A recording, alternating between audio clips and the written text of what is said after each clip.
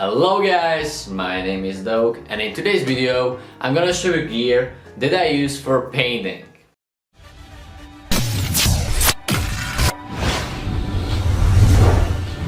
You ask me these questions a lot. Doke, what kind of markers do you use? What kind of cans do you use? And honestly, I don't like it because people ask me the same question multiple times. Don't get me wrong, I love that when you ask me questions, but I don't like to respond the same question multiple times. Today I'm gonna show you everything. Everything what do I use when I want to create some kind of art. I'm gonna show you everything what do I use for drawing on paper, painting on canvas, and painting on walls.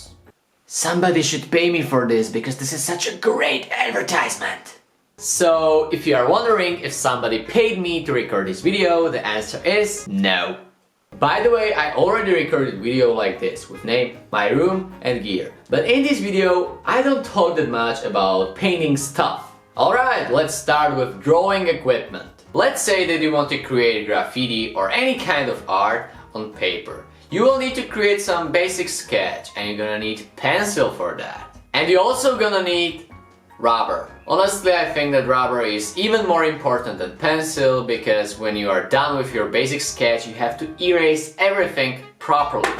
So that's it, you're gonna need pencil and rubber. Everybody's able to buy it. Let's get to outline. For this step, I'm using black Stabilo markers. They are pretty good for big lines. They cost about $2 or euros.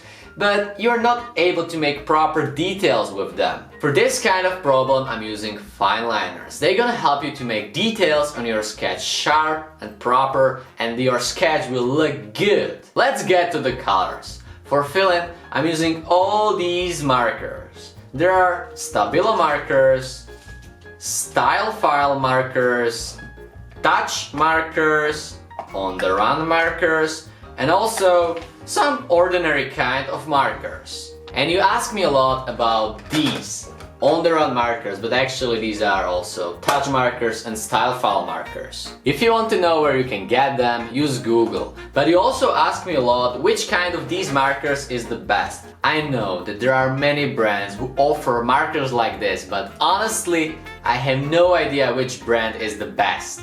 I got 3 types of these markers and I think that all of them are good. But if some company will send me free markers, I'm gonna say that they are the best.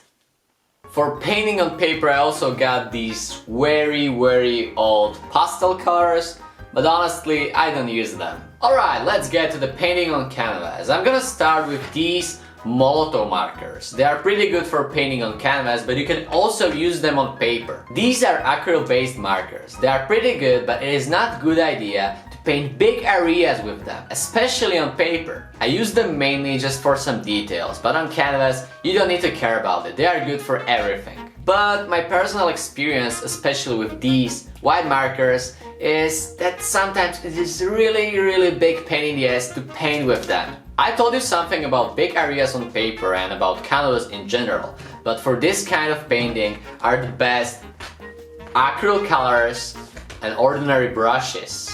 The combination of acryl colors and brushes is the best for painting on canvas because it is very easy to cover big areas. But when we want to talk about details, I hate to use brushes. And if you want to know what kind of acryl colors is the best, I have no idea.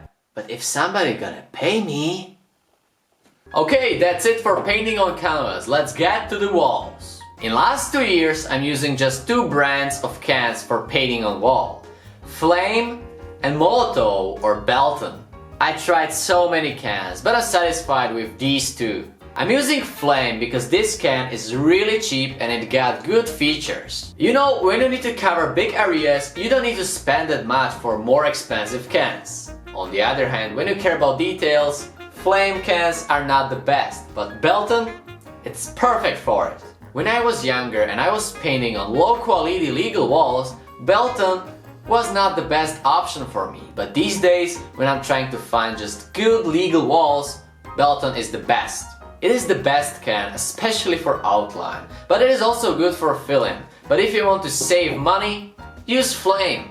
Back in days, I used to know more about cans, and I don't want to say that these 2 are the best. Maybe other brands are better, I don't know, but the main problem is that you have to use cans that are made for graffiti. If you're gonna use colors that are made for painting on cars from your local shop with colors, your piece will look shitty. Of course it is possible to paint also with these colors, but you don't need to do that. And the best can for big areas and fast pieces, Molotow burner chrome 600. It is important to have good type of can, but maybe it is even more important to have good cap. Everybody knows fat cap, this is perfect option when you don't have enough time, but it will drain your can really fast, so don't use him if you don't need to. Most of the time I'm using German cap for background and fill-in, and then for outline and details, banana cap. And don't forget to protect yourself. When I was younger, I didn't protect myself, but that's a huge mistake. I always wear garden gloves because they are comfortable. I can paint also during winter time, but the most important thing is that you're not gonna have color on your fingers. Gloves are not that important, but mask is really important. Always wear mask. Always. It doesn't matter if you are painting outside or inside, you shouldn't breathe this stuff. You definitely shouldn't. Alright guys, I think that I told you about every single piece of my art equipment. One more thought for the end of this video. Sometimes I got a feeling that people care more about their equipment than their skills. If you think that good equipment will help you to be better, you are right.